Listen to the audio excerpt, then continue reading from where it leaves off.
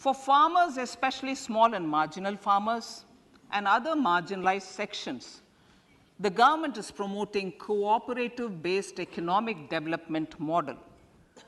A new Ministry of Cooperation was formed with a mandate to realize the vision of Sahakar Se Samriddhi. To realize this vision, the government has already initiated computerization of 63,000 primary agricultural credit societies with an investment of 2,560 crores, 2,516 crores. In consultation with all the stakeholders and the states, model bylaws for PACS were formulated, enabling them to become multi-purpose PACS. A national cooperative database is being prepared for countrywide mapping of cooperative societies. With this backdrop, we will implement a plan to set up massive decentralized storage capacity.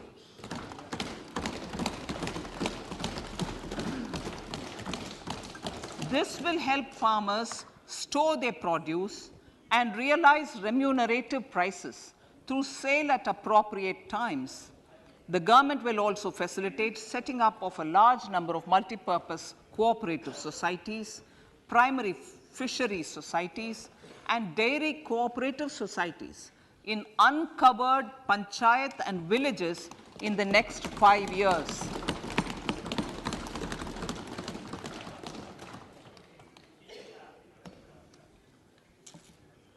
Health, education, and skilling. 157 new nursing colleges will be established in co-location with the existing 157 medical colleges established since 2014.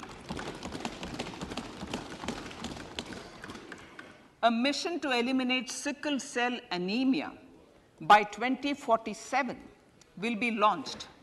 It will entail awareness creation, universal screening of 7 crore people in the age group of 0 to 40 years in affected tribal areas, and counseling through collaborative efforts of central ministries and state governments. Facilities in select ICMR labs, Indian Council for Medical Research Labs, will be made available for research by public and private medical college faculty and private sector R&D teams for encouraging collaborative research and innovation. A new program to promote research and innovation in pharmaceuticals will be taken up through centers of excellence. We shall also encourage industry to invest in research and development in specific priority areas. Dedicated multidisciplinary courses for medical devices will be supported in existing institutions to ensure availability of skilled manpower for futuristic medical technologies, high-end manufacturing, and research. Teachers' training. Teachers' training will be re-envisioned through innovative pedagogy, curriculum transaction, continuous professional development, dipstick surveys, and ICT implementation.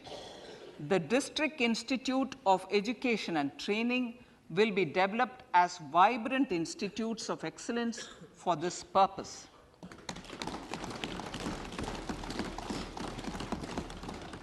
National Digital Library for Children and Adolescents.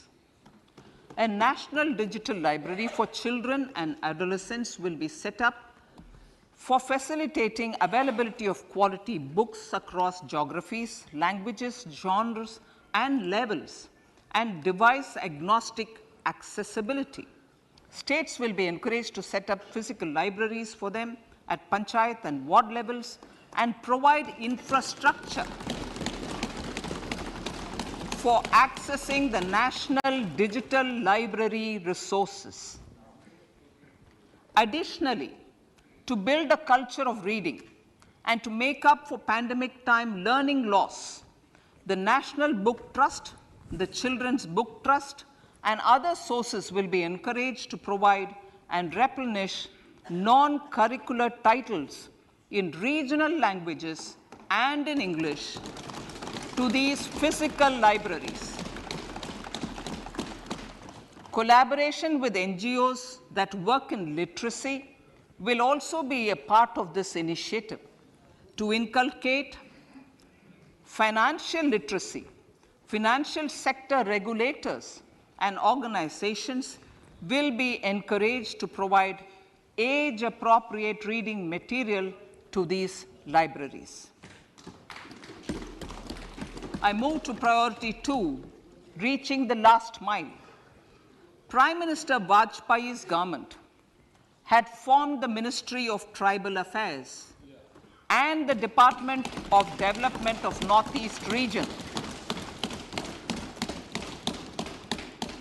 to provide a sharper focus to the objective of reaching the last mile. Our government has formed the ministries of Ayush, Fisheries, Animal Husbandry and Dairying, Skill Development, Jal Shakti and Cooperation.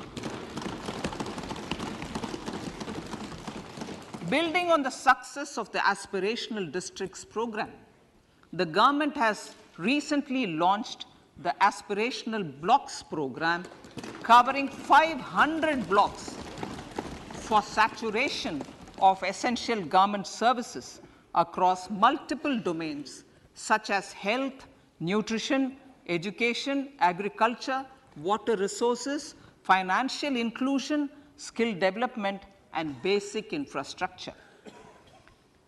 Manya Speaker, sir, Pradhan Mantri PBTG, which is Primitive Vulnerable Tribal Groups Development Mission, is being launched. To improve socio-economic conditions of the particularly vulnerable tribal groups, the PBTGs as we refer them to, Pradhan Mantri PBTG Development Mission will be launched. This will saturate PBTG families and habitations with basic facilities such as safe housing, clean drinking water and sanitation, improved access to education, health, nutrition, road and telecom connectivity, and sustainable livelihood opportunities.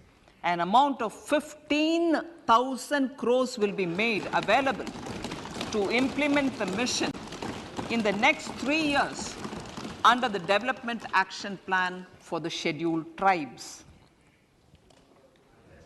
Ekalavya Model Residential Schools.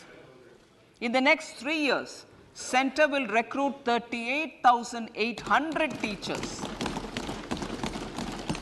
and support staff for the 740 Ekalavya Model Residential Schools, which is serving 3.5 lakh tribal students.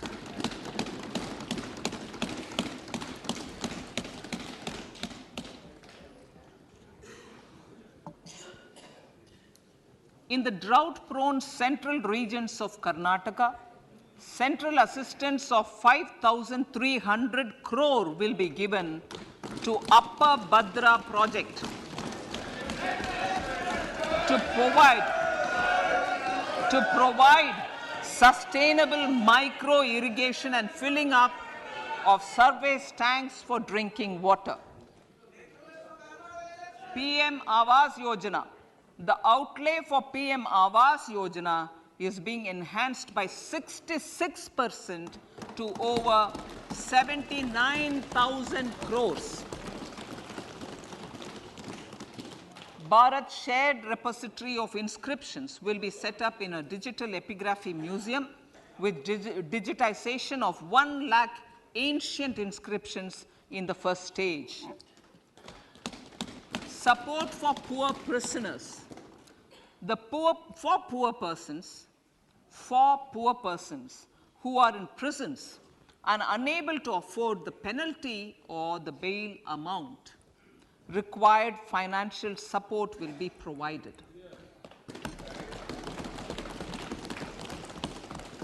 Priority number 3, infrastructure and investment. Investments in infrastructure and productive capacity have a large multiplier impact on growth and employment. After the subdued period of the pandemic, private investments are growing again. The budget takes the lead once again to ramp up the virtuous cycle of investment and job creation. Honorable Speaker, sir, the capital investment outlay is being increased steeply for the 3rd year in a row by 33% to 10 lakh crores, which would be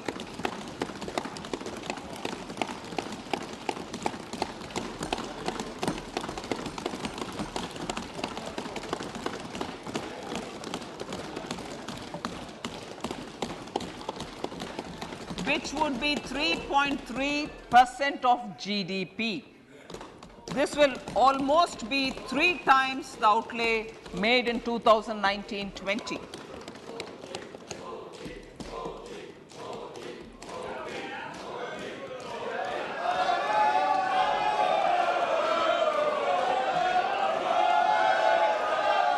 This substantial increase in recent years is central to the government's efforts to enhance growth potential and job creation, crowd in private investments, and provide a cushion against global headwinds. The direct capital investment by the center is complemented by the provision made for creation of capital assets through grants and aids to state. The effective capital expenditure of the center is budgeted at 13.7 lakh crore rupees, which will be 4.5% of GDP. Support to state governments for capital investment. I have decided to continue the 50-year interest-free loan to state governments for 1 more year to spur investment in infrastructure and to incentivize them for complementary policies actions with a significantly enhanced outlay of 1.3 lakh crores. The newly established Infrastructure Finance Secretariat will assist all stakeholders for more private investment in infrastructure, including railways, roads, urban infrastructure, and power, which are predominantly depend on public resources. The harmonized master list of infrastructure will be reviewed by an expert committee for recommending the classification and financing framework suitable for Amartkal. A capital outlay, I'm talking about railways now, sir, Honorable Speaker, railways. A capital outlay of 2.40 lakh crores has been provided for the railways. This is the highest ever outlay this highest ever outlay is about 9 times the outlay made in 2013-14. 100 critical transport infrastructure projects for last and first mile connectivity for ports, coal, steel, fertilizer, and food grain sectors have been identified. They will be taken up on priority with investment of 75,000 crores, including 15,000 crore from private sources. 50 additional airports, heliports, water aerodromes, and advanced landing grounds will be revived for improving regional air connectivity.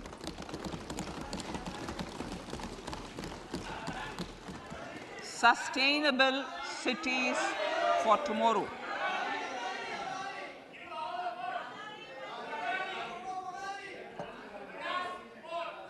States and cities will be encouraged to undertake urban planning reforms and actions to transform our cities into sustainable cities of tomorrow.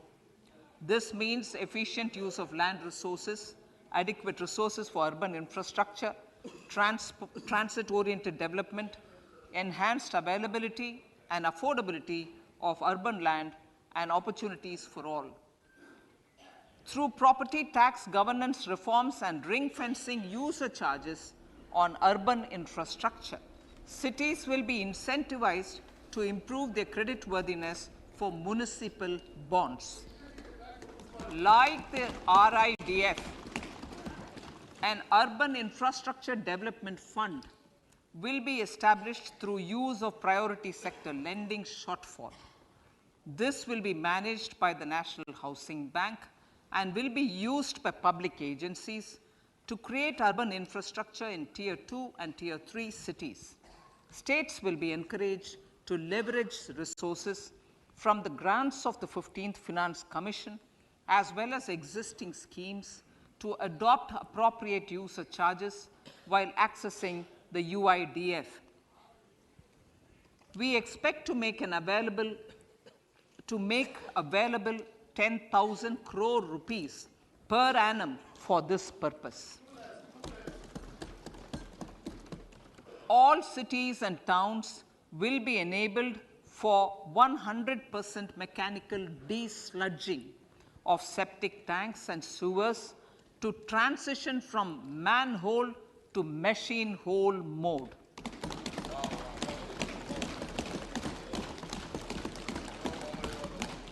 Enhanced focus will be provided for scientific management of dry and wet waste. Honorable Speaker, sir, our Prime Minister had said, good governance is the key to a nation's progress.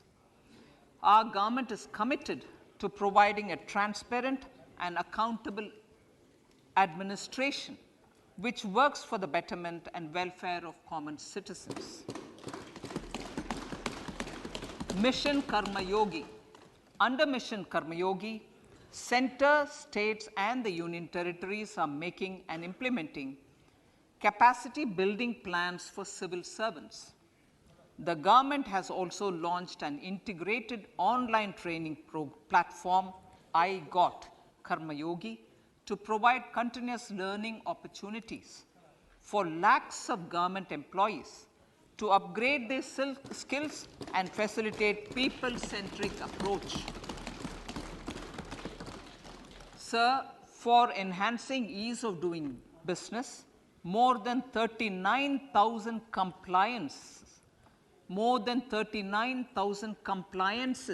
have been reduced and more than 3,400 legal provisions have been decriminalized. For furthering the trust-based governance, we have introduced the Jan Vishwas Bill to amend 42 central acts. This budget proposes a series of measures to unleash the potential of our economy. Centers of Excellence for Artificial Intelligence. For realizing the vision of Make AI in India and Make AI Work for India, 3 centers of excellence for artificial intelligence will be set up in top educational institutions. Leading industry players will partner in conducting interdisciplinary research, develop cutting-edge applications, and scalable problem solutions in the areas of agriculture, health, and sustainable cities. This will galvanize an effective AI ecosystem and nurture quality human resources in the field. National Data Governance Policy. To unleash innovation and research by startups and academia, a national data governance policy will be brought out. This will enable access to anonymized data. The KYC process will be simplified, adopting a risk-based instead of one-size-fits-all approach. The financial sector regulators will also be encouraged to have a KYC system fully amenable to meet the needs of digital India. one-stop solution for identity and address updating. A one-stop solution for reconciliation and updating of identity and address of individuals maintained by various government agencies, regulators, and regulated entities will be established using DigiLocker service and Aadhaar as foundational identity. Speaker, sir, common business identifier. For the business establishments required to have a permanent account number, the PAN will be used as the common identifier for all digital systems of specified government agencies. This will bring ease of doing business, and it will be facilitated through a legal mandate. For obviating the need for separate submission of same information to different government agencies, a system of unified filing process will be set up. Such filing of information or return in simplified forms on a common portal will be shared with other agencies as per the filer's choice. Vivad se Vishwas 1, relief for MSMEs.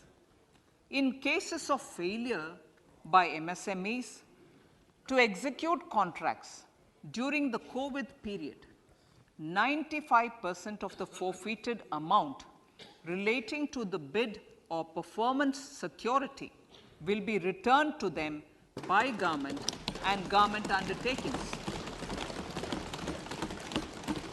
This will provide relief to the MSMEs. Vivad se Vishwas 2, settling contractual disputes. To settle contractual disputes of government and government undertakings, wherein arbitral award is under challenge in a court, a voluntary settlement scheme with standardized terms will be introduced. This will be done by offering graded settlement terms depending on pendency level of the dispute. The state support mission of Niti Aayog. ಕೇಂದ್ರ budget 2023 ಮಂಡನೆಯಾಗ್ತಾ ಇದೆ. ಲೋಕಸಭೆಯಲ್ಲಿ ಕೇಂದ್ರ ವಿತ್ತ ಸಚಿವೆ ನಿರ್ಮಲಾ ಸೀತಾರಾಮನ್ ಅವರು budget ಅನ್ನು ಮಂಡನೆ ಮಾಡ್ತಾ ಇದ್ದಾರೆ. ಇದು ಅಮೃತ ಕಾಲದ ಮೊದಲ ಬಜೆಟ್ ಅಂತ ಕೇಂದ್ರ ವಿತ್ತ ಸಚಿವೆ ಹೇಳಿದ್ದಾರೆ. ಇಪಿಎಫ್ಒ 7 ಕೋಟಿಗೆ ದ್ವಿಗುಣಗೊಂಡಿದೆ. ಜೊತೆಗೆ ಉದ್ಯೋಗ ಹೆಚ್ಚಳವನ್ನ ಇದು ಸೂಚಿಸ್ತಾ ಇದೆ ಎಂದು ಕೇಂದ್ರ ವಿತ್ತ ಸಚಿವೆ ಹೇಳಿದ್ದಾರೆ. ಜೊತೆಗೆ ಮ್ಯಾನ್ ಹೋಲ್ನಿಂದ ಮಷಿನ್ ಹೋಲ್ಗೆ ಮಾರ್ಪಾಡು ಮಾಡಲಾಗ್ತಾ ಇದೆ. ದೇಶದಲ್ಲಿ 50 ಹೊಸ ಏರ್ಪೋರ್ಟ್ಗಳಿಗೆ ಚಾಲನೆಯನ್ನ ನೀಡಲಾಗುತ್ತೆ ಅನ್ನುವಂಥದ್ದನ್ನು ಕೂಡ ಈ ಸಂದರ್ಭದಲ್ಲಿ ಅವರು ಹೇಳಿದ್ದಾರೆ. ಜೊತೆಗೆ ದೇಶದ ಎಲ್ಲಾ ನಗರವನ್ನ ಮ್ಯಾನ್ ಹೋಲ್ನಿಂದ ಮಷಿನ್ ಹೋಲ್ಗೆ ಮಾಡಲಾಗುತ್ತೆ. ಮ್ಯಾನ್ ಹೋಲ್ ಮುಕ್ತ ಗುರಿಯನ್ನ ಹೊಂದಲಾಗಿದೆ. ಹಾಗೂ ಕಲ್ಲಿದ್ದಲು, ಸ್ಟೀಲ್, ರಸಗೊಬ್ಬರ ಸಾಗಣೆಗೆ ಉತ್ತೇಜನವನ್ನ ನೀಡಲಾಗುತ್ತೆ. ಹಾಗೂ 10 ಲಕ್ಷ ಕೋಟಿ ಉದ್ಯೋಗ ಸೃಷ್ಟಿಗೆ ಮೀಸಲನ್ನ ನೀಡಲಾಗುತ್ತೆ ಅನ್ನುವಂಥದ್ದನ್ನು ಕೂಡ ಈ ಬಾರಿಯ ಬಜೆಟ್ ನಲ್ಲಿ ಮಂಡನೆ ಮಾಡಲಾಗಿದೆ. ಹಾಗೂ ಭದ್ರಾ ಮೇಲ್ದಂಡೆ ಯೋಜನೆಗೆ 5300 ಕೋಟಿಯನ್ನ ಮೀಸಲಿಡಲಾಗಿದೆ. ಹಾಗೂ 2.4 ಲಕ್ಷ ಕೋಟಿ ರೈತರಿಗೆ ಹೆಚ್ಚಿನ ಆದ್ಯತೆಯನ್ನ ನೀಡಲಾಗುತ್ತೆ. ರೈತರಿಗೆ ಬೇಕಾಗಿರುವಂತಹ ಹೊಸ ಯೋಜನೆಗಳನ್ನ ರೂಪಿಸಲಾಗುತ್ತೆ. ಹಾಗೂ ಪಿಎಂ ಮತ್ಸ್ಯ ಯೋಜನೆಯಲ್ಲಿ ಮೀನುಗಾರಿಕೆಗೆ ಉತ್ತೇಜನವನ್ನ ನೀಡಲಾಗುತ್ತೆ. ಹಾಗೂ ದೇಶದಾದ್ಯಂತ ಸಹಕಾರಿ ಆಧಾರಿತ ವ್ಯವಸ್ಥೆಗೆ ಡಿಜಿಟಲ್ ಟಚ್ ಅನ್ನ ನೀಡಲಾಗುತ್ತೆ. ಹಾಗೂ ಕೃತಿಕ ಬುದ್ಧಿಮತ್ತೆಗಳ ಸ್ಥಾಪನೆಯನ್ನ ಮಾಡಲಾಗುತ್ತೆ. ಹಾಗೂ ನಗರೋತ್ಥಾನಕ್ಕಾಗಿ 10,000 ಕೋಟಿಯನ್ನ ಮೀಸಲಿಡಲಾಗುತ್ತೆ ಸೇರಿದಂತೆ ಸಾಕಷ್ಟು ಹೊಸ ಯೋಜನೆಗಳನ್ನ ಈ ಬಾರಿಯ ಬಜೆಟ್ ನಲ್ಲಿ ಮಂಡನೆ ಮಾಡಲಾಗ್ತಾ ಇದೆ.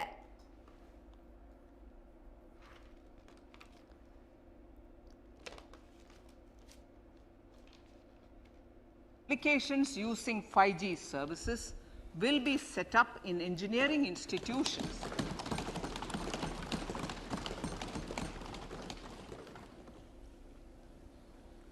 To realize a new range of opportunities, business models, and employment potential. The labs will cover, among others, applications such as smart classrooms, precision farming, intelligent transport systems, and healthcare applications. Lab-grown diamonds. Lab-grown diamonds is a technology and innovation driven emerging sector with high employment potential. These environment friendly diamonds, which have optically and chemically the same properties as natural diamonds. To encourage indigenous production of LGD, lab-grown diamond seeds and machines, and to reduce import dependency, a research and development grant will be provided to one of the IITs for 5 years. To reduce the cost of production, a proposal to review the custom duty on LGD seeds will be indicated in Part B of the speech. I come to the fifth priority, Honorable Speaker, sir, green growth. Honorable Prime Minister has given a vision for life or lifestyle for environment to spur a movement of environmentally conscious lifestyle. India is moving forward firmly for the Panchamrit, the net zero carbon emission by 2070 to usher in green industrial and economic transition. This budget builds on our focus on green growth. ಈ ಬಾರಿಯ ಕೇಂದ್ರ ಬಜೆಟ್ನಲ್ಲಿ ಭದ್ರಾ ಮೇಲ್ದಂಡೆ ಯೋಜನೆಗೆ 5,300 ಕೋಟಿ ಅನುದಾನವನ್ನ ನೀಡಲಾಗುತ್ತೆ. ಈಗಾಗಲೇ ಭದ್ರಾ ಮೇಲ್ದಂಡೆ ಯೋಜನೆಯ ಕಾಮಗಾರಿ ನಡೀತಾ ಇದೆ. ಶಿವಮೊಗ್ಗ, ಚಿಕ್ಕಮಗಳೂರು, ಚಿತ್ರದುರ್ಗ ಸೇರಿದಂತೆ ಸಾಕಷ್ಟು ಜಿಲ್ಲೆಗಳಿಗೆ ಈ ಭದ್ರಾ ಮೇಲ್ದಂಡೆ ಯೋಜನೆಯಿಂದ ಅನುಕೂಲವಾಗುತ್ತೆ. ಈ ಯೋಜನೆಗೆ ಇದೀಗ 5,300 ಕೋಟಿ ಅನುದಾನವನ್ನ ನೀಡಲಾಗುವುದು ಎಂದು ಕೇಂದ್ರ ಬಜೆಟ್ನಲ್ಲಿ ತಿಳಿಸಲಾಗಿದೆ. Our target is to reach an annual production of 5 MMT by 2030. Energy transition. This budget provides for 35,000 crores for priority capital investment towards energy transition and net zero objectives and energy security by Ministry of Petroleum and Natural Gas. To steer the economy on sustainable development path, battery energy storage systems with capacity of 4,000 MWh will be supported with viability gap funding. A detailed framework for pumped storage projects will also be formulated. Renewable energy evacuation.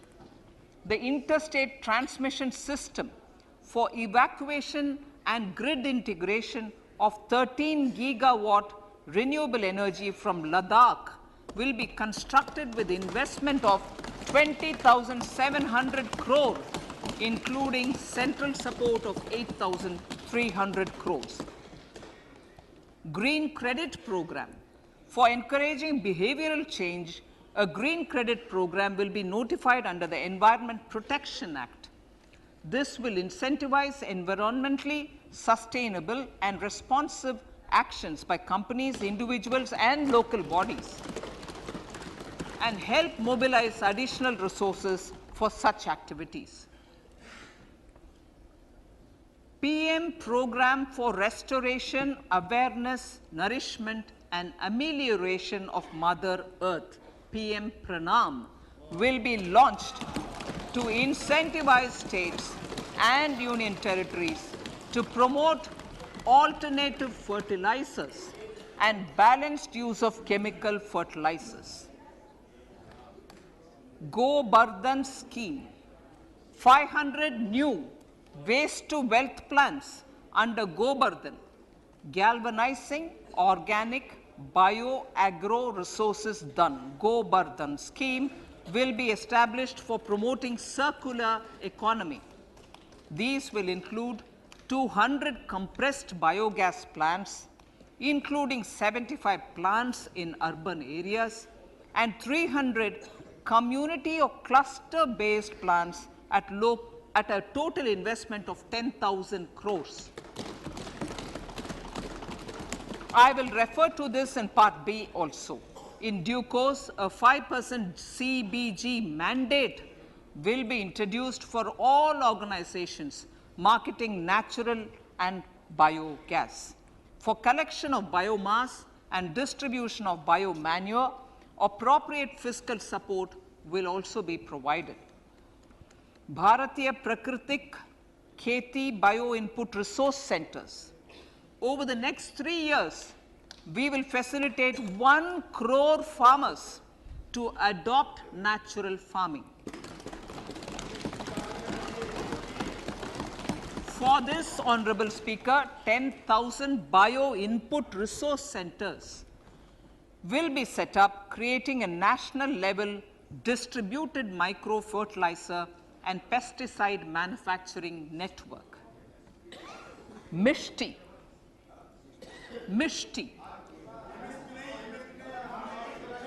Building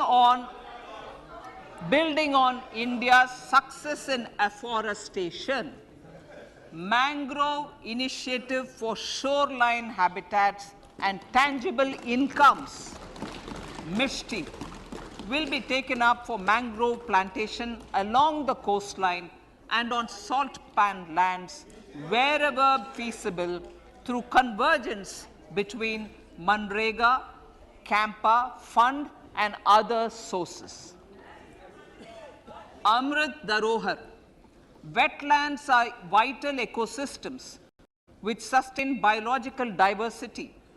In his latest Mann Ki Baat, the Prime Minister said, now, I quote, now the total number of Ramsar sites in our country has increased to 75, whereas before 2014, there were only 26, unquote. Local communities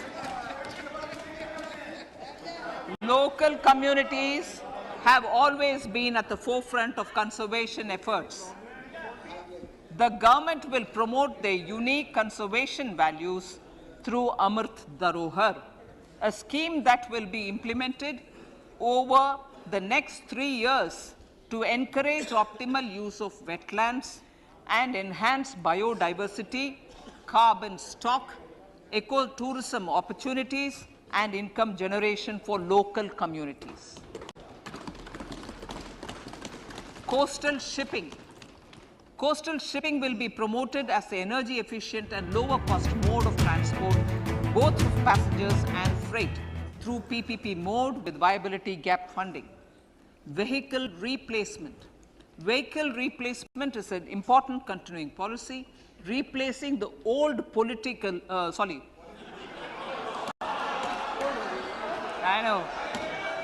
replacing, absolutely. ಈ ಬಾರಿಯ ಬಜೆಟ್ನಲ್ಲಿ ಉದ್ಯೋಗ ಸೃಷ್ಟಿಗೆ ಹೆಚ್ಚಿನ ಉತ್ತೇಜನವನ್ನು ನೀಡಲಾಗ್ತಾ ಇದೆ. 10 ಲಕ್ಷ ಕೋಟಿ ಉದ್ಯೋಗ ಸೃಷ್ಟಿಯನ್ನ ಮಾಡಲಾಗುತ್ತೆ ಎಂದು ಬಜೆಟ್ನಲ್ಲಿ ತಿಳಿಸಲಾಗಿದೆ. ಹಾಗೂ 2.4 ಲಕ್ಷ ಕೋಟಿ ರೈಲ್ವೆ ಇಲಾಖೆಗೆ ಅನುದಾನವನ್ನ ನೀಡಲಾಗಿದೆ. ಹಾಗೂ ನಗರೋತ್ಥಾನಕ್ಕಾಗಿ 10,000 ಕೋಟಿ ಅನುದಾನವನ್ನ ನೀಡಲಾಗುತ್ತೆ ಎಂದು ಬಜೆಟ್ನಲ್ಲಿ ತಿಳಿಸಲಾಗಿದೆ.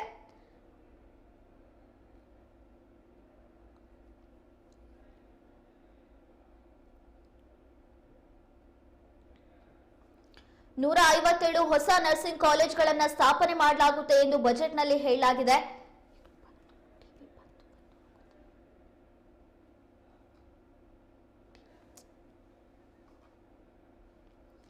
ಹಾಗೂ 10 ಲಕ್ಷ ಕೋಟಿ ಉದ್ಯೋಗ ಸೃಷ್ಟಿ ಮಾಡಲಾಗುತ್ತೆ ಎಂದು ಈ ಬಾರಿಯ ಬಜೆಟ್ನಲ್ಲಿ ತಿಳಿಸಲಾಗಿದೆ.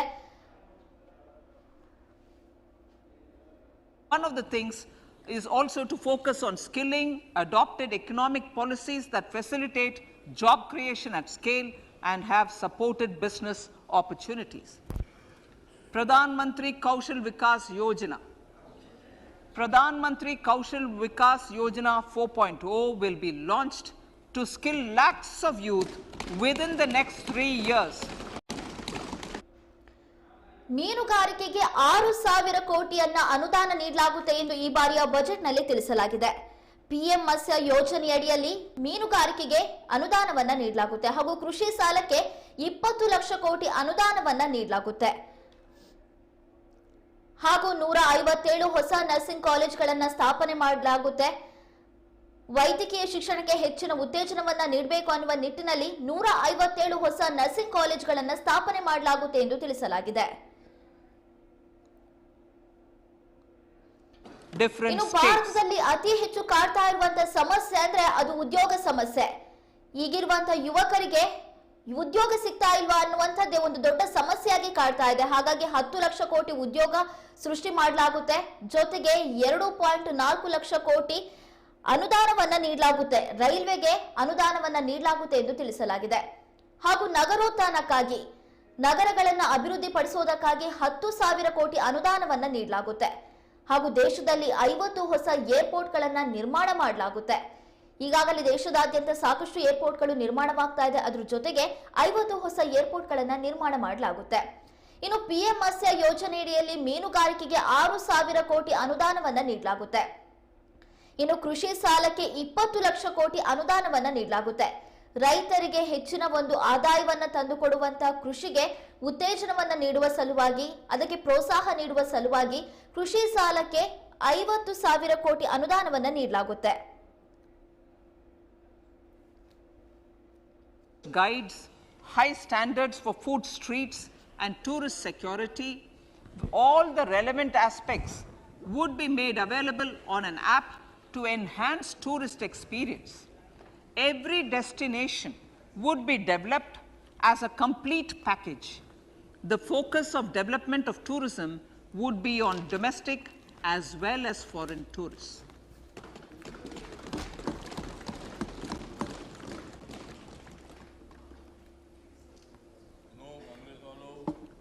Sector-specific skilling and entrepreneurship development will be dovetailed to achieve the objectives of Dekho Apna Desh initiative. This was launched as an appeal by the Honorable Prime Minister to the middle class to prefer domestic tourism over international tourism. The integrated development of theme-based tourist circuits, the Swadesh Darshan scheme, was also launched. Under the Vibrant Villages program, tourism infrastructure and amenities will be facilitated in border villages. Unity Mall. States will be encouraged to set up a Unity Mall in their state capital or most prominent tourism center or the financial capital for promotion and sale of their one district, one product and GI products and other handicraft products, and for providing space for such products of all other states as well. Sir, priority number 7, financial sector. Our reforms in the financial sector and innovative use of technology have led to financial inclusion at scale, better and faster service delivery, ease of access to credit, and participation in financial markets. This budget proposes to further these measures. Credit guarantee for MSMEs. Last year, I proposed revamping of the credit guarantee scheme for the MSMEs. I am happy to announce that the revamped scheme will take effect from 1st April 2023 through infusion of 9,000 crores in the corpus. This will enable additional collateral-free guaranteed credit of 2 lakh crores of rupees. Further, the cost of credit will be reduced by about 1%. A national financial information registry will be set up to serve as the central repository of financial and ancillary information. This will facilitate efficient flow of credit, promote financial inclusion, and foster financial stability. A new legislative framework will govern this credit public infrastructure and will be designed in consultation with the RBI. To meet the needs of Amritkal and to facilitate optimum regulation in the financial sector, public consultation, as necessary and feasible, will be brought to the process of regulation making and issuing subsidiary directions. To simplify, to ease, and to reduce cost of compliance, financial sector regulators will be requested to carry out a comprehensive review of existing regulations. For this, they will consider suggestions from public and regulated entities. Time limits to decide the application under various regulations will also be laid down.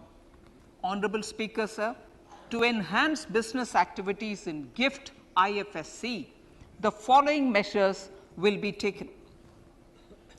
Delegating powers under the SEZ Act to the IFSCA to avoid dual regulation.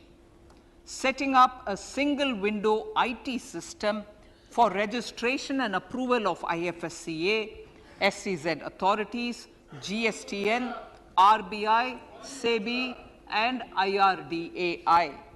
Permitting acquisition financing by IFSC banking units of foreign banks. Establishing a subsidiary of Exim Bank for trade refinancing. Amending IFSCA Act for statutory provisions for arbitration, ancillary services, and avoiding dual regulation under the SEZ Act, and recognizing offshore derivative instruments as valid contracts. Honorable Speaker, sir, data embassy. For countries looking for digital continuity solutions, we will facilitate setting up of their data embassies in GIFT IFSC.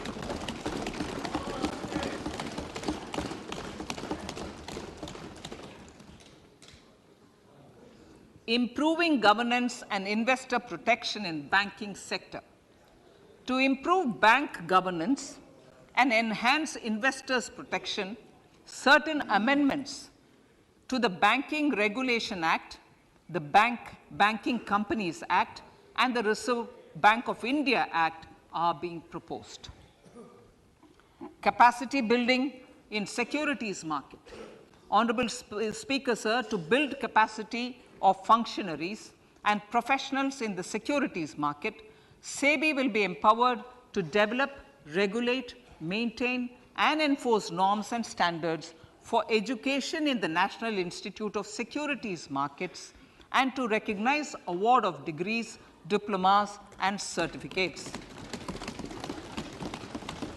A central processing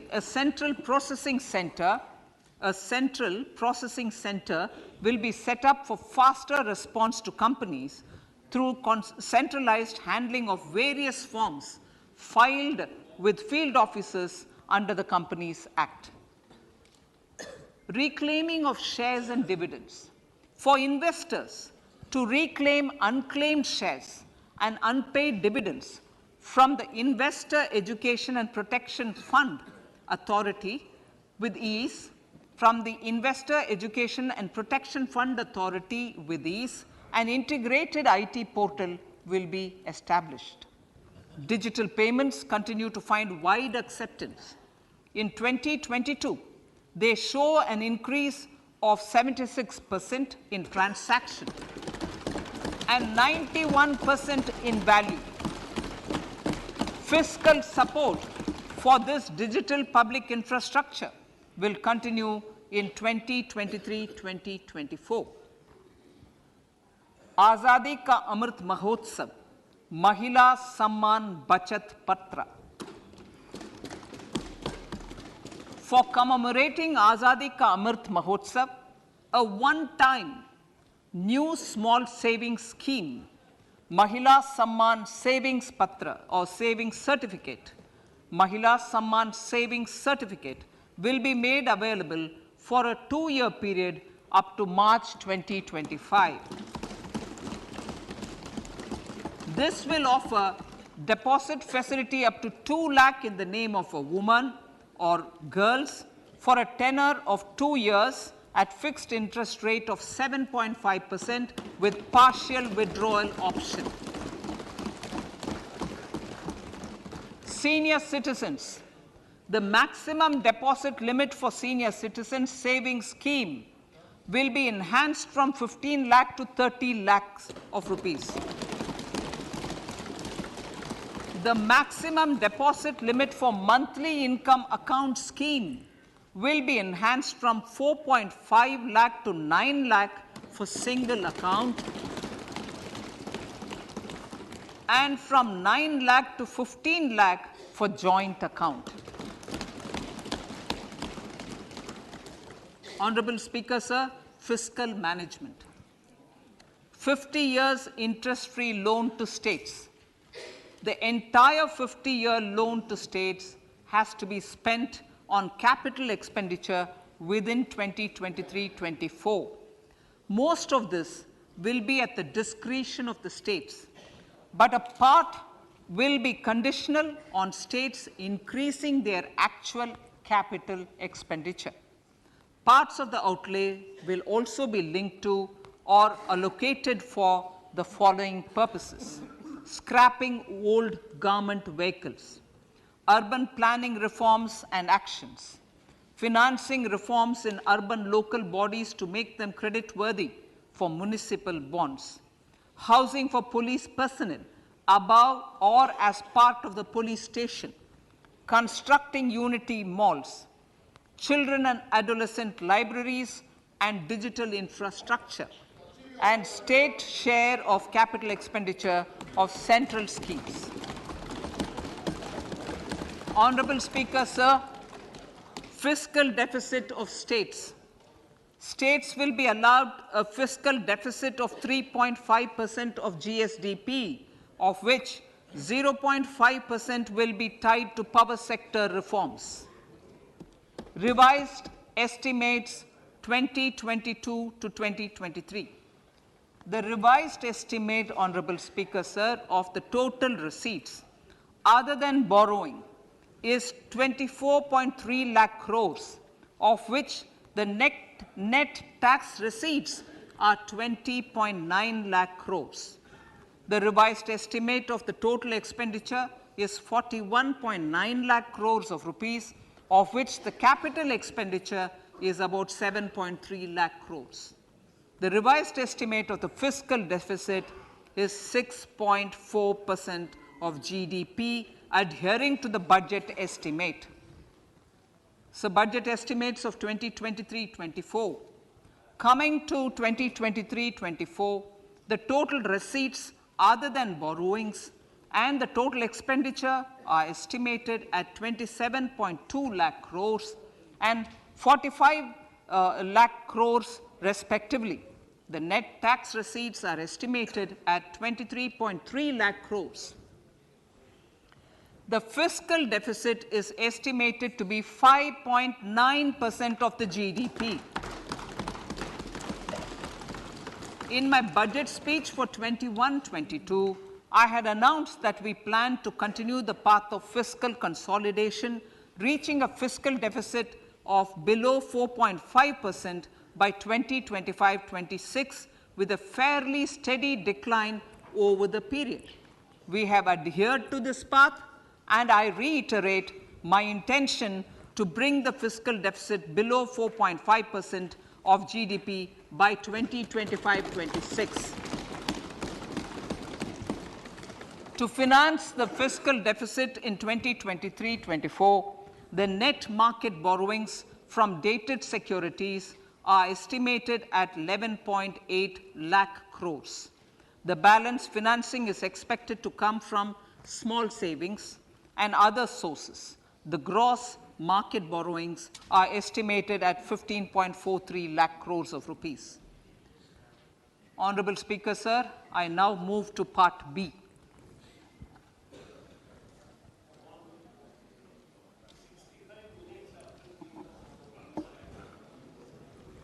Indirect taxes. My indirect tax proposals will aim to promote exports, boost domestic manufacturing, enhance domestic value addition, encourage green energy and mobility. A simplified tax structure with fewer tax rates helps in reducing compliance burden and improving tax administration. I propose to reduce the number of basic customs duty rates on goods other than textiles and agriculture from 21 to 13. As a result, there are minor changes in the basic custom duties, cesses and surcharges on some items including toys, bicycle, automobiles and naphtha. Green mobility. To avoid cascading of taxes, on blended compressed natural gas. I propose to exempt excise duty on GST paid compressed biogas contained in it. To further provide impetus to green mobility, customs duty exemptions is being extended to import of capital goods and machinery required for manufacture of lithium-ion cells for batteries used in electrical vehicles as well. ಈ ಬಾರಿಯ ಬಜೆಟ್ನಲ್ಲಿ ಕೃಷಿಗೆ, ಉದ್ಯೋಗಕ್ಕೆ ಹಾಗೂ ಜೈವಿಕ ಇಂಧನಕ್ಕೆ ಸಂಬಂಧಪಟ್ಟಂತೆ ಹೆಚ್ಚಿನ ಒತ್ತನ್ನು ನೀಡಲಾಗಿದೆ. ಮ್ಯಾನ್ ಹೋಲ್ನಿಂದ ಮಷಿನ್ ಹೋಲ್ಗೆ ಮಾಡುವಂತ ಗುರಿಯನ್ನ ಹೊಂದಲಾಗಿದೆ ಹಾಗೂ ದೇಶದ ಎಲ್ಲಾ ನಗರಗಳನ್ನ ಮ್ಯಾನ್ ಹೋಲ್ ಮುಕ್ತ ಮಾಡುವಂತ ಗುರಿಯನ್ನ ಈ ಬಾರಿಯ ಬಜೆಟ್ನಲ್ಲಿ ಹೊಂದಲಾಗಿದೆ. ಹಾಗೂ ಕಲ್ಲಿದ್ದಲು, ಸ್ಟೀಲ್, ರಸಗೊಬ್ಬರ ಸಾಗಣೆಗೆ ಉತ್ತೇಜನವನ್ನ ನೀಡಲಾಗುತ್ತೆ ಹಾಗೂ 10 ಲಕ್ಷ ಕೋಟಿ ಉದ್ಯೋಗವನ್ನ ಸೃಷ್ಟಿ ಮಾಡಲಾಗುತ್ತೆ. ಭದ್ರಾ ಮೇಲ್ದಂಡೆ ಯೋಜನೆಗೆ 5,300 ಕೋಟಿ ಅನುದಾನವನ್ನ ನೀಡಲಾಗುತ್ತೆ ಹಾಗೂ 2.5 ಲಕ್ಷ ಕೋಟಿ ಹಣವನ್ನ ರೈಲ್ವೆಗೆ ಮೀಸಲು ಇಡಲಾಗುತ್ತೆ. ಹಾಗೂ ಪಿಎಂ ಮತ್ಸ್ಯ ಯೋಜನೆಯಲ್ಲಿ ಮೀನುಗಾರಿಕೆಗೆ ಉತ್ತೇಜನವನ್ನ ನೀಡಲಾಗುತ್ತೆ. ದೇಶದಾದ್ಯಂತ ಸಹಕಾರಿ ಆಧಾರಿತ ವ್ಯವಸ್ಥೆಗೆ ಡಿಜಿಟಲ್ ಟಚ್ ಅನ್ನ ನೀಡಲಾಗುತ್ತೆ ಹಾಗೂ ಕೃತಿಕ ಬುದ್ಧಿಮತ್ತೆಗಳ ಸ್ಥಾಪನೆಯನ್ನ ಮಾಡಲಾಗುತ್ತೆ. ಇನ್ನು ನಗರೋತ್ಥಾನಕ್ಕಾಗಿ 10,000 ಕೋಟಿಯನ್ನ ಮೀಸಲು ಇಡಲಾಗಿದೆ. ಇನ್ನು ಕೃಷಿಯಲ್ಲಿ ಸ್ಟಾರ್ಟ್ಅಪ್ಗಳಿಗೆ ಹೆಚ್ಚಿನ ಉತ್ತೇಜನ ಹಾಗೂ ವಿಶೇಷ ಆದ್ಯತೆಯನ್ನ ನೀಡಲಾಗುತ್ತೆ ಹಾಗೂ ಸರ್ಕಾರಿ ನೌಕರರಿಗೆ ಮಿಷನ್ ಕರ್ಮಯೋಗಿ ಯೋಜನೆಯನ್ನ ಸ್ಥಾಪನೆ ಮಾಡಲಾಗುತ್ತೆ ಹಾಗೂ ದೇಶದಲ್ಲಿ 157 ನರ್ಸಿಂಗ್ ಕಾಲೇಜ್ಗಳನ್ನ ಪ್ರಾರಂಭ ಮಾಡಲಾಗುತ್ತೆ ಹಾಗೂ ಮಕ್ಕಳಿಂದ ವೃದ್ಧರವರೆಗೂ ಕೂಡ ಮಾಹಿತಿಯುಳ್ಳ ಗ್ರಂಥಾಲಯವನ್ನ ಸ್ಥಾಪನೆ ಮಾಡಲಾಗುತ್ತೆ. ಇನ್ನು ಮೂಲಸೌಕರ್ಯ ಹೂಡಿಕೆಯಲ್ಲಿ ಭಾರತ 33% ಹೆಚ್ಚಳವಾಗಿದೆ. ಇನ್ನು ಲ್ಯಾಬ್ನಲ್ಲಿ ಸಹಜ ಡೈಮಂಡ್ಗಳ ಉತ್ಪಾದನೆಗೆ ಹೆಚ್ಚಿನ ಉತ್ತೇಜನವನ್ನ ನೀಡಲಾಗುತ್ತೆ. ಇನ್ನು ಐಐಟಿಯಲ್ಲಿ 5 ವರ್ಷಗಳ ಕಾಲ ಅಧ್ಯಯನಕ್ಕೆ ಅನುದಾನವನ್ನ ನೀಡಲಾಗುತ್ತೆ. ಇನ್ನು ಲ್ಯಾಬ್ನಲ್ಲಿ ಡೈಮಂಡ್ ರಿಸರ್ಚ್ಗೆ ಐಟಿಐಗೆ ಅನುದಾನವನ್ನ ನೀಡಲಾಗುತ್ತೆ ಹಾಗೂ ಸಿಮೆಂಟ್, ರಸಗೊಬ್ಬರ, ಕಲ್ಲಿದ್ದಲು ಸಾಗಣೆಗೆ ಹೆಚ್ಚಿನ ಉತ್ತೇಜನವನ್ನ ನೀಡಲಾಗುತ್ತೆ. ಇನ್ನು ಹಸಿರು ಕ್ರಾಂತಿಗೆ ಪಿಎಂ ಪ್ರಣಾಮ್ ಸ್ಕೀಮ್ ಅನ್ನ ಸ್ಥಾಪನೆ ಮಾಡಲಾಗುತ್ತೆ. ಇನ್ನು ಗೋಬರ್ಧನ್ ಯೋಜನೆಯಡಿಯಲ್ಲಿ 300 ಬಯೋಗ್ಯಾಸ್ ಪ್ಲಾಂಟ್ಗಳನ್ನು ಸ್ಥಾಪನೆ ಮಾಡಲಾಗುತ್ತೆ ಹಾಗೂ ಜೈವಿಕ ಇಂಧನ, ಜೈವಿಕ ಗೊಬ್ಬರಕ್ಕೆ ಹೆಚ್ಚಿನ ಅನುದಾನವನ್ನ ನೀಡಲಾಗುತ್ತೆ. ಇನ್ನು ಭಾರತವನ್ನ ಮಾಲಿನ್ಯ ನಿಯಂತ್ರಣವನ್ನಾಗಿ ಮಾಡಬೇಕು. ಆದ್ದರಿಂದ ಹಳೆಯ ಸರ್ಕಾರಿ ವಾಹನಗಳನ್ನು ಗುಜರಿಗೆ ಹಾಕಿ ಹೊಸ ಸರ್ಕಾರಿ ವಾಹನಗಳಿಗೆ ಹೆಚ್ಚಿನ ಆದ್ಯತೆಯನ್ನ ನೀಡಲಾಗುತ್ತೆ. ಇನ್ನು ಮಷಿನ್ ಕಲಿಕೆಗೆ ಕೇಂದ್ರದಿಂದ ಅನುದಾನವನ್ನ ನೀಡಲಾಗುತ್ತೆ ಹಾಗೂ 47 ಲಕ್ಷ ಯುವಕರಿಗೆ ಕಲಿಕಾ ವೇತನವನ್ನ ನೀಡಲಾಗುತ್ತೆ ಹಾಗೂ ಕಾರ್ಬನ್ ಮುಕ್ತ ಪರಿಸರಕ್ಕೆ ಕೋಟಿ ಹಣವನ್ನ ಈ ಬಾರಿಯ ಬಜೆಟ್ನಲ್ಲಿ ಮೀಸಲಿಡಲಾಗಿದೆ. ಇನ್ನು ಭಾರತ 2047ರವರೆಗೆ ಕಾರ್ಬನ್ ಫ್ರೀ ಟಾರ್ಗೆಟ್ ಅನ್ನ ಹೊಂದಲಾಗಿದೆ. ಇನ್ನು ಪ್ರವಾಸೋದ್ಯಮ ಅಭಿವೃದ್ಧಿಗೆ ಡಿಜಿಟಲ್ ಟಚ್ ಅನ್ನ ನೀಡಲಾಗುತ್ತೆ. ಪ್ರವಾಸೋದ್ಯಮಕ್ಕೆ ಅಂತ ಹೇಳಿ ಒಂದು ಪ್ರತ್ಯೇಕ ಆಪ್ ಅನ್ನು ಕೂಡ ತೆರೆಯಲಾಗುತ್ತೆ ಅನ್ನುವುದನ್ನು ಈ ಬಾರಿಯ ಬಜೆಟ್ನಲ್ಲಿ ತಿಳಿಸಲಾಗಿದೆ. ದೇಖೋ ಅಪ್ನಾ ದೇಶ್ ಅನ್ನುವಂತಹ ಹೊಸ ಆಪ್, ಹೊಸ ಯೋಜನೆಯನ್ನ ಪ್ರವಾಸೋದ್ಯಮದಲ್ಲಿ ಇನ್ನು ಮುಂದೆ ತರಲಾಗುತ್ತೆ ಹಾಗೂ ಕೆವೈಸಿ ಸರಳೀಕರಣಕ್ಕೆ ಸರ್ಕಾರದ ಕ್ರಮವನ್ನ ನೀಡಲಾಗುತ್ತೆ ಹಾಗೂ 10,000 ಬಯೋ ಇನ್ಪುಟ್ಗಳ ಸ್ಥಾಪನೆ ಮಾಡಲಾಗುತ್ತೆ. ಸಾಮಾನ್ಯ ಗುರುತಿನ ಚೀಟಿಯಾಗಿ ಪ್ಯಾನ್ ಕಾರ್ಡ್ ಅನ್ನ ಇನ್ನು ಮುಂದೆ ಬಳಸಲಾಗುತ್ತೆ ಹಾಗೂ ಬ್ಯಾಂಕ್ ಕಾಯ್ದೆ ಹಾಗೂ ಆರ್ಬಿಐ ಕಾಯ್ದೆಗೆ ಹೊಸ ಮಸೂದೆಯನ್ನ ತರಲಾಗುತ್ತೆ. ಮಹಿಳಾ ಸಮ್ಮಾನ್ ಸೇವಿಂಗ್ ಯೋಜನೆಯನ್ನ ಜಾರಿ ಮಾಡಲಾಗಿದೆ ಹಾಗೂ ಭಾರತದಲ್ಲಿ ಡಿಜಿಟಲ್ ಪೇಮೆಂಟ್ಗಳು 76% ಹೆಚ್ಚಳವಾಗಿದೆ ಹಾಗೂ ಜಂಟಿ ಖಾತೆಗೆ 9ರಿಂದ 15ರವರೆಗೂ ಕೂಡ ಹೆಚ್ಚಿನ ಅನುದಾನವನ್ನ ನೀಡಲಾಗುತ್ತೆ ಅನ್ನುವುದನ್ನ ಈ ಬಾರಿಯ ಬಜೆಟ್ನಲ್ಲಿ ತಿಳಿಸಲಾಗಿದೆ.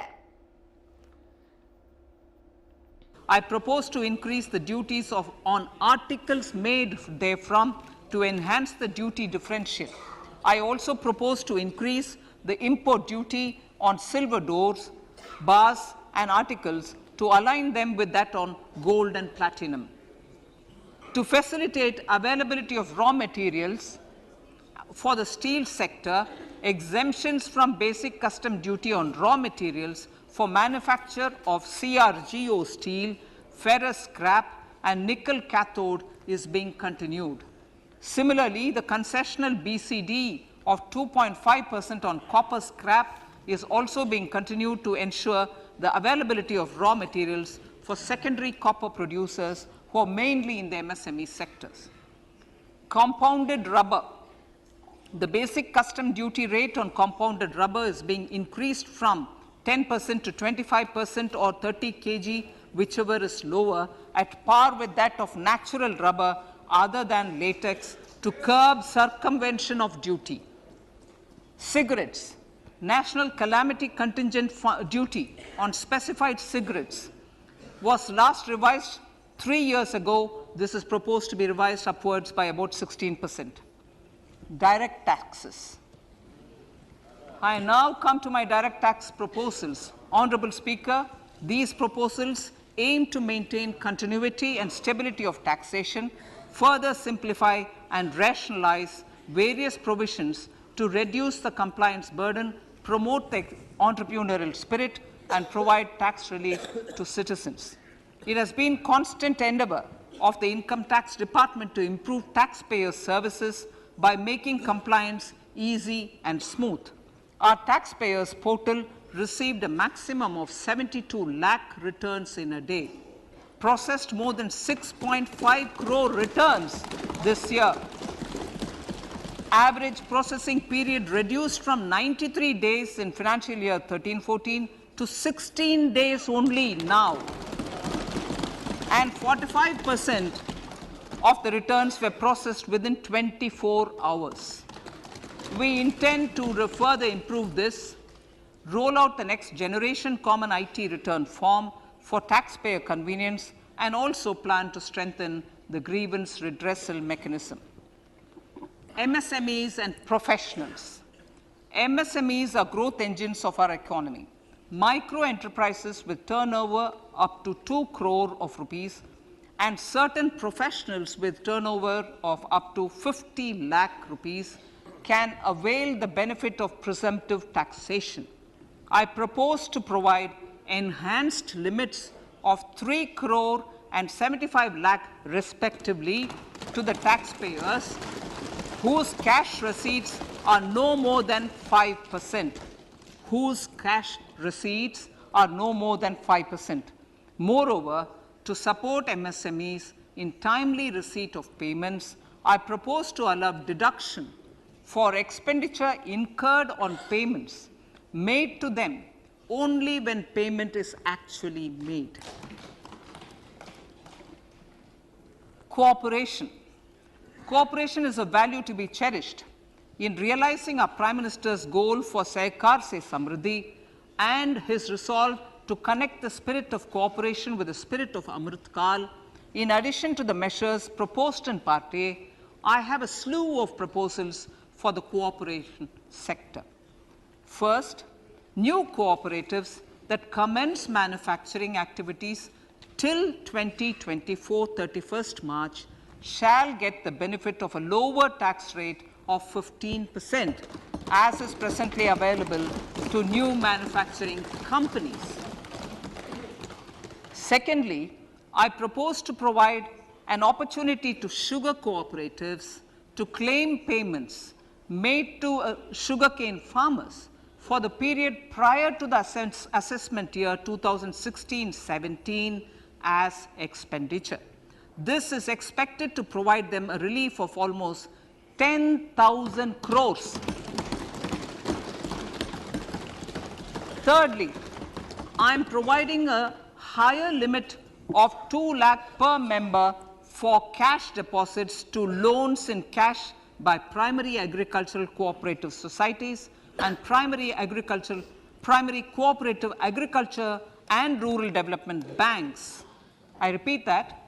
Thirdly, I am providing a higher limit of 2 lakh per member for cash deposits to and loans in cash by primary agricultural cooperative societies and primary cooperative agricultural and rural development banks.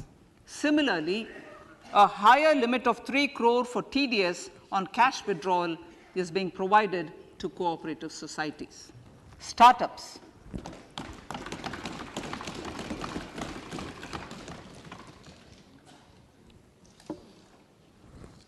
Entrepreneurship is vital for a country's economic development.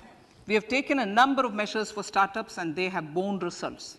India is now the third largest ecosystem for startups globally and ranks second in innovation quality among middle-income countries. I propose to extend the date of incorporation for income tax benefits to startups from 31/3/2023 to 31/3/2024. I further propose to provide the benefit of carry forward of losses on change of shareholding of startups from 7 years of incorporation to 10 years.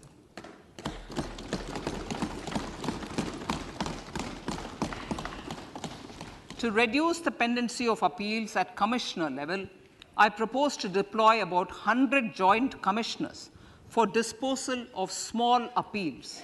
We shall also be more selective in taking up cases for scrutiny of returns already received this year.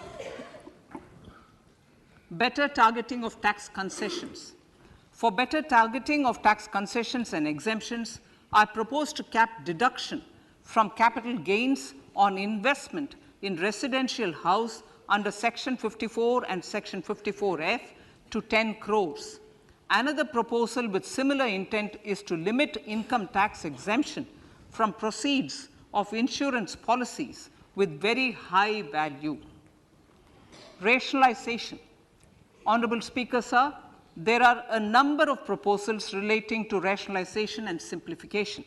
Income of authorities, boards, and commissions set up by statutes of union or state for the purpose of housing, development of cities, towns, and villages, and regulating and developing an activity or matter is proposed to be exempted from income tax. Other major measures in this direction are removing the minimum threshold of 10,000 for TDS and clarifying taxability relating to online gaming, not treating conversion of gold into electronic gold receipts and vice versa as capital gains, reducing the TDS rate from 30% to 20% on taxable portion of EPF withdrawals in non-PAN cases, and taxation on income for market-linked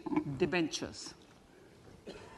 Other major proposals in the finance bill relate to the following: extension of period of tax benefits to funds relocating to IFSC, GIFT City till 31/3/2025, decriminalization under Section 276A of the Income Tax Act, allowing carry forward of losses on strategic disinvestment, including that of IDBI Bank, and providing EEE status to Agnivir Fund. Personal income tax.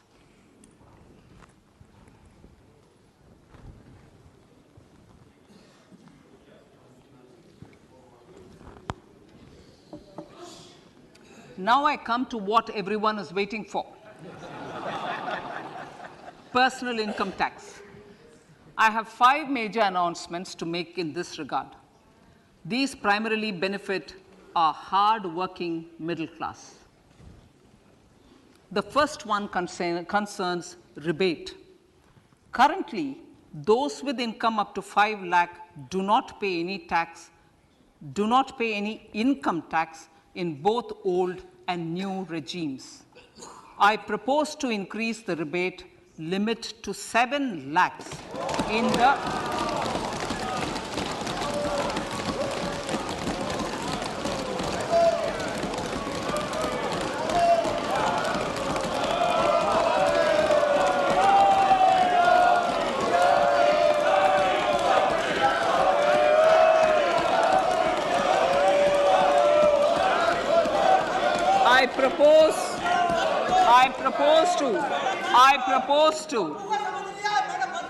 I propose to increase the rebate limit to 7 lakh in the new tax regime.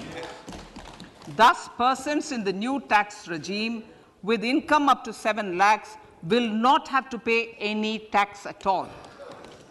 The second proposal relates to middle class individuals. I had introduced in the year 2020 the new personal income tax regime with 6 income slabs starting from 2.5 lakh. I propose to change the tax structure in this regime by reducing the number of slabs to 5 and increasing the tax exemption limit to 3 lakhs. The new tax rates are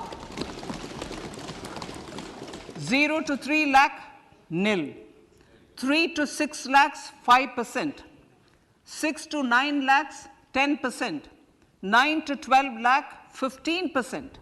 12 to 15 lakhs, 20%. And above 15 lakhs, 30%. This will provide major relief to all taxpayers in the new regime. An individual with an annual income of 9 lakhs will be required to pay only 45,000 rupees. This is only 5% of his or her income. It is a reduction of 25% on what he or she is required to pay now. That is 60,000. So in the place of 60,000, it is now only 45,000. Similarly, an individual with an income of 15 lakh rupees would be required to pay only 1.5 lakh or 10% of his income or her income, a reduction of 20% from the existing liability of 1,87,500 rupees. My third proposal is for the salaried class and the pensioners, including family pensioners, for whom I propose to extend the benefit of standard deduction to the new tax regime. Each salaried person with an income of 15.5 lakh rupees or more will thus stand to benefit by 52,500 rupees. My fourth announcement in personal income tax is regarding the highest tax rate, which in our country is 42.74%. This is among the highest in the world. I propose to reduce the highest surcharge rate from 37% to 25% in the new tax regime.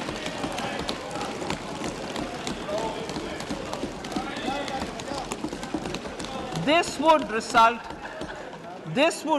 in reduction of the maximum rate. This would result in the reduction of the maximum tax rate to 39%. Lastly, the limit of 3 lakh rupees for tax exemption on leave encashment on retirement of non-government salaried employees was last fixed in the year 2002, when the highest basic pay in the government was only 30,000 rupees per month.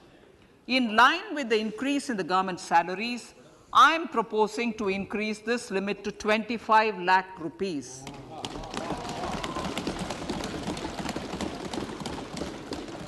We are also making the new income tax regime as the default tax regime. However, citizens will continue to have the option to avail the benefit of the old tax regime. Apart from these, I am also making some other changes as given in the annexure. As a result of these proposals, revenue of about 38,000 crore to 37,000 crore in direct taxes and rupees 1,000 crore in indirect taxes will be foregone, while revenue of about 3,000 crore will be additionally mobilized. Thus, the total revenue foregone is about 35,000 crores annually. Honorable Speaker, sir, with these words, I commend the budget to this August House.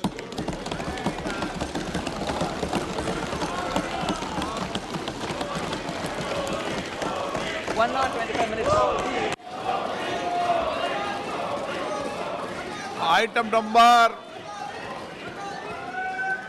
1, माननीय item number 2, Shrimati Nirmala Sitharaman ji. Sir, with your permission, I lay on the table of the following statements.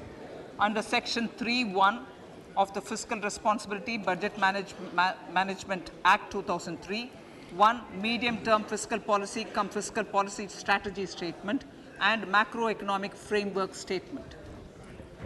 माननीय सदस्यगण, जैसा कि आपको समाचार भाग 2 के माध्यम से पहले ही सूचित किया जा चुका है कि माननीय वित्त मंत्री जी के बजट भाषण की प्रतियां हार्ड कॉपी के रूप में उपलब्ध कराई गई है। आप बजट भाषण की अपनी अपनी प्रति प्रकाशन पलक से ले लें। आपको ये भी सूचित किया जाता है कि माननीय मंत्री द्वारा बजट प्रस्तुत किए जाने के पश्चात उसकी प्रतियां आपको मेंबर्स पोर्टल के माध्यम से उपलब्ध करा दी जाएगी। आइटम नंबर 3, माननीय मंत्री जी, वित्त मंत्री जी। Sir, with your permission, I rise to move for leave to introduce the Finance Bill 2023.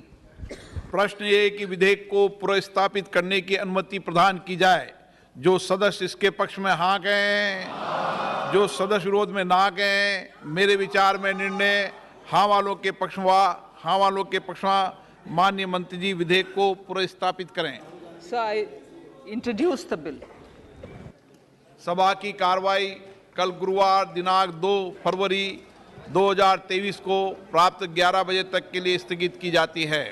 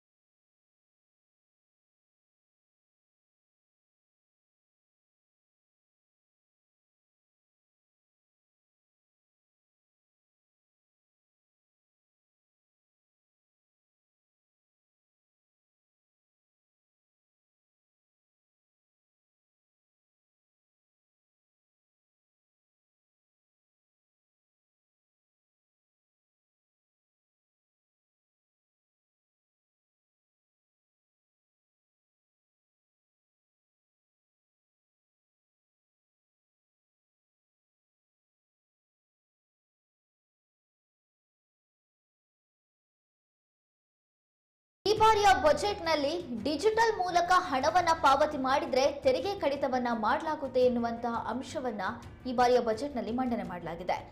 ಹಾಗೂ 16 ದಿನಗಳಲ್ಲೇ ಐಟಿ ರಿಟರ್ನ್ಸ್ ಅನ್ನ ಪಡೆಯಬಹುದು ಅನ್ನೋದನ್ನ ಕೂಡ ಉಲ್ಲೇಖ ಮಾಡಲಾಗಿದೆ. ಇನ್ನು 7 ಲಕ್ಷದವರೆಗೆ ತೆರಿಗೆ ವಿನಾಯಿತಿಯನ್ನ ನೀಡಲಾಗಿದೆ. ಇದು ಮಧ್ಯಮ ವರ್ಗದವರನ್ನ ಗಮನದಲ್ಲಿ ಇಟ್ಕೊಂಡು 7 ಲಕ್ಷದವರೆಗೆ ತೆರಿಗೆ ವಿನಾಯಿತಿ ನೀಡಲಾಗಿದೆ. ಹಾಗೂ 16 ದಿನಗಳಲ್ಲೇ ಐಟಿ ರಿಟರ್ನ್ಸ್ ಅನ್ನ ಪಡೆಯಬಹುದು. ಇನ್ನು ಹೊಸ ತೆರಿಗೆ ಪದ್ಧತಿಯ ಅನ್ವಯ ಪ್ರಕಾರ 7 ಲಕ್ಷದವರೆಗೆ ತೆರಿಗೆ ವಿನಾಯಿತಿಯನ್ನ ನೀಡಲಾಗಿದೆ. ಹಾಗೂ ವೈಯಕ್ತಿಕ ತೆರಿಗೆಯನ್ನ 3 ಲಕ್ಷಕ್ಕೆ ಏರಿಕೆ ಮಾಡಲಾಗಿದೆ. ಹೊಸ ತೆರಿಗೆ ಪದ್ಧತಿಯಲ್ಲಿ ಸಾಕಷ್ಟು ಹೊಸ ಬದಲಾವಣೆಗಳನ್ನು ತರಲಾಗಿದ್ದು ವೈಯಕ್ತಿಕ ತೆರಿಗೆಯನ್ನ 2.5 ಲಕ್ಷದಿಂದ 3 ಲಕ್ಷಕ್ಕೆ ಏರಿಕೆ ಮಾಡಲಾಗಿದೆ.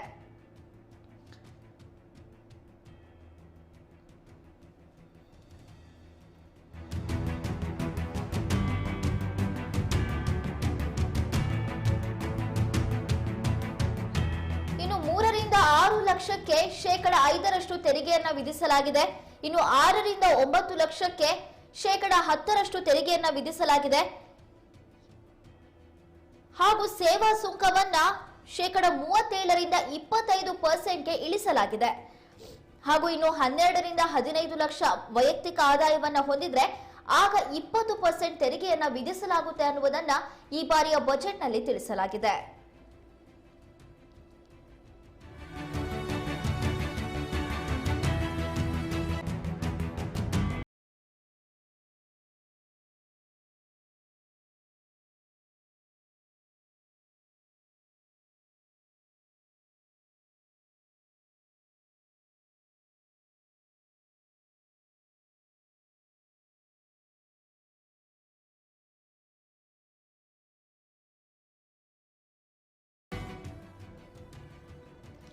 ಈ ಬಾರಿಯ ಬಜೆಟ್ನಲ್ಲಿ ಮಧ್ಯಮ ವರ್ಗಕ್ಕೆ, ಕೃಷಿಕರಿಗೆ ಹಾಗೂ ಉದ್ಯೋಗವನ್ನ ನಿರೀಕ್ಷೆ ಮಾಡ್ತಾ ಇರುವಂತಹ ಉದ್ಯೋಗಾಕಾಂಕ್ಷಿಗಳಿಗೆ ಎಲ್ಲರಿಗೂ ಕೂಡ ಬಂಪರ್ ಉಡುಗೊರೆ ಸಿಕ್ಕಿದೆ. ಡಿಜಿಟಲ್ ಮೂಲಕ ಹಣವನ್ನ ಪಾವತಿ ಮಾಡಿದ್ರೆ ತೆರಿಗೆ ಕಡಿತ ಮಾಡಲಾಗುತ್ತೆ. ಹಾಗೂ 16 ದಿನಗಳಲ್ಲೇ ಐಟಿ ರಿಟರ್ನ್ಸ್ ಅನ್ನ ಪಡೆಯಬಹುದು. ಹಾಗೆ ಹೊಸ ತೆರಿಗೆ ಪದ್ಧತಿಯನ್ನ ಈ ಬಾರಿಯಿಂದ ಜಾರಿಗೆ ತರಲಾಗುತ್ತೆ. ಈ ತೆರಿಗೆ ಪದ್ಧತಿಯ ಅನ್ವಯ 7 ಲಕ್ಷದವರೆಗೆ ತೆರಿಗೆಯನ್ನ ವಿನಾಯಿತಿ ನೀಡಲಾಗುತ್ತೆ. ಹಾಗೂ 16 ದಿನಗಳಲ್ಲೇ ಐಟಿ ರಿಟರ್ನ್ಸ್ ಅನ್ನ ಪಡೆಯಬಹುದು. ಹೊಸ ತೆರಿಗೆ ಪದ್ಧತಿಯ ಅನ್ವಯ 7 ಲಕ್ಷದವರೆಗೆ ತೆರಿಗೆ ವಿನಾಯಿತಿ ಇದೆ. ಅದರ ಜೊತೆಗೆ ವೈಯಕ್ತಿಕ ತೆರಿಗೆಯನ್ನ 3 ಲಕ್ಷಕ್ಕೆ ಏರಿಕೆ ಮಾಡಲಾಗಿದೆ. ಈ ಹಿಂದೆ 2.5 ಲಕ್ಷ ಇತ್ತು. ಆದ್ರೆ ಇದೀಗ ಹೊಸ ತೆರಿಗೆ ಪದ್ಧತಿಯ ಅನ್ವಯ ವೈಯಕ್ತಿಕ ತೆರಿಗೆಯನ್ನ 3 ಲಕ್ಷಕ್ಕೆ ಏರಿಕೆ ಮಾಡಲಾಗಿದೆ.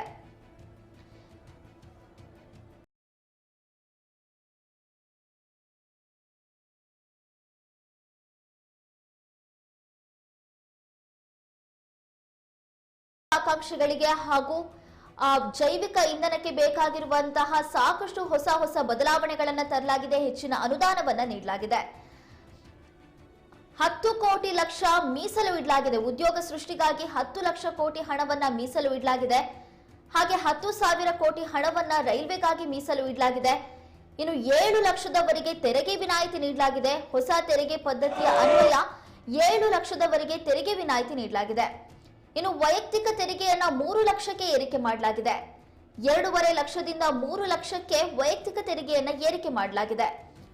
ಹಾಗೂ 3 ರಿಂದ 6 ಲಕ್ಷಕ್ಕೆ 5% ತೆರಿಗೆಯನ್ನ ವಿಧಿಸಲಾಗುತ್ತೆ. 6 ರಿಂದ 9 ಲಕ್ಷಕ್ಕೆ 10% ತೆರಿಗೆ ವಿಧಿಸಲಾಗುತ್ತೆ. ಹಾಗೆ 12 ರಿಂದ 15 ಲಕ್ಷಕ್ಕೆ 20% ತೆರಿಗೆಯನ್ನ ವಿಧಿಸಲಾಗುತ್ತೆ ಎಂದು ಈ ಬಾರಿಯ ಬಜೆಟ್ನಲ್ಲಿ ತಿಳಿಸಲಾಗಿದೆ. ಹಾಗೂ 10 ಲಕ್ಷ 47 ಲಕ್ಷ ಯುವಕರಿಗೆ ಕಲಿಕಾ ವೇತನವನ್ನು ಕೂಡ ನೀಡಲಾಗುತ್ತೆ ಎಂದು ಈ ಬಾರಿಯ ಬಜೆಟ್ನಲ್ಲಿ ತಿಳಿಸಲಾಗಿದೆ.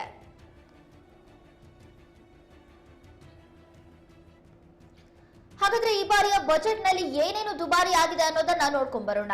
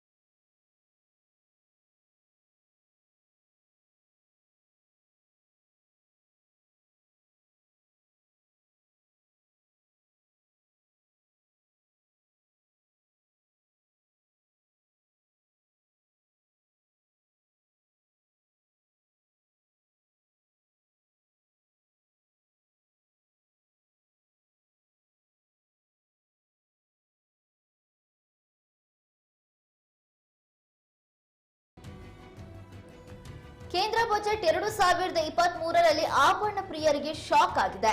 ಯಾಕಂದ್ರೆ ಈ ಬಾರಿ ಬಂಗಾರ, ವಜ್ರ, ಬೆಳ್ಳಿ ಆಭರಣಗಳ ಬೆಲೆ ಮತ್ತಷ್ಟು ಹೆಚ್ಚಳವಾಗುವ ಸಾಧ್ಯತೆ ಇದೆ. ಅದನ್ನ ಬಜೆಟ್ನಲ್ಲಿಯೇ ತಿಳಿಸಲಾಗಿದೆ.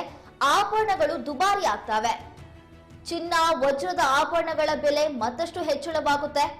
ಅದರ ಜೊತೆಗೆ ಸಿಗರೆಟ್ ಬೆಲೆ ಕೂಡ ಜಾಸ್ತಿ ಆಗುತ್ತೆ.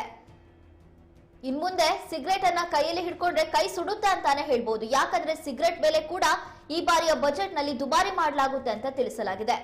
ಇನ್ನು ರೆಡಿಮೇಡ್ ಬಟ್ಟೆಗಳ ಬೆಲೆ ಕೂಡ ಇನ್ಮುಂದೆ ದುಬಾರಿ ಆಗುತ್ತೆ. ಬಟ್ಟೆಗಳನ್ನ ಕೊಳ್ಳುವವರಿಗೆ, ಆಭರಣಗಳನ್ನ ಕೊಳ್ಳುವವರಿಗೂ ಕೂಡ ಈ ಬಾರಿಯ ಬಜೆಟ್ ನಲ್ಲಿ ಶಾಕ್ ನೀಡಲಾಗಿದೆ. ಇನ್ನು ಸಿಗರೆಟ್ ಅನ್ನ ಬಳಸುವಂತವರಿಗೂ ಕೂಡ ಈ ಬಾರಿಯ ಬಜೆಟ್ ನಲ್ಲಿ ಶಾಕ್ ನೀಡಿದೆ.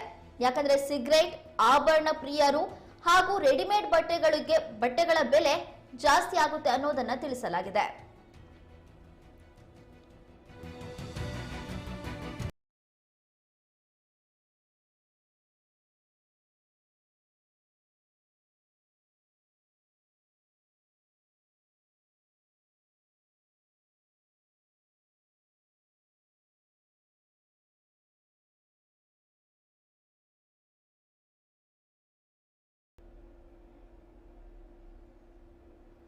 ಇದಿಷ್ಟು ಕೇಂದ್ರ ಬಜೆಟ್ನ ಹೈಲೈಟ್ಸ್. ಮತ್ತಷ್ಟು ಅಪ್ಡೇಟ್ಸ್ಗಾಗಿ ನೋಡ್ತಾ ಇರಿ ಕನ್ನಡ ಮೀಡಿಯಂ 24x7.